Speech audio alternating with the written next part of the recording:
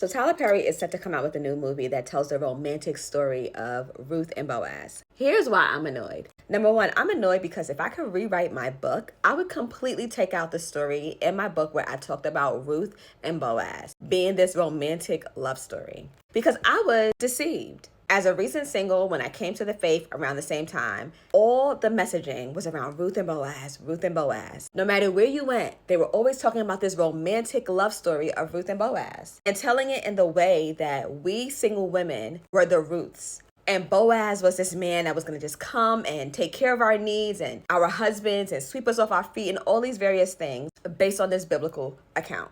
I was deceived because that story is not a romantic love story at all.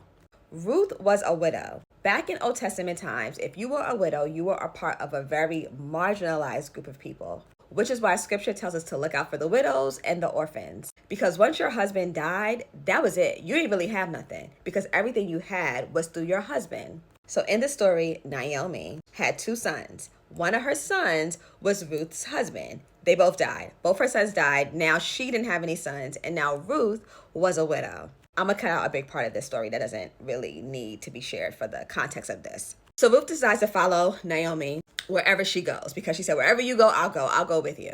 So they end up in Bethlehem. And the story goes that Naomi told Ruth to go lay at the feet of Boaz. Boaz was the one who was in charge of the land. He was a man who had money, and he was a man that could take Ruth as his wife so that she could be restored, right?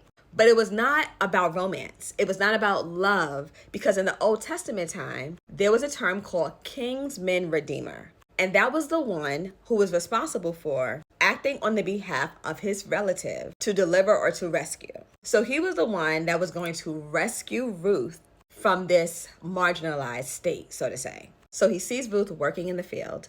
His eyes catch her. She's working. She goes to lay at his feet. He decides to then willingly take Ruth as his wife so that she can be restored. Boaz was a relative of Ruth's deceased husband. That's the reason why he had the opportunity or the privilege to take her as his wife. So what is the big picture? All of scripture points to Jesus. Everything is not for us, literally.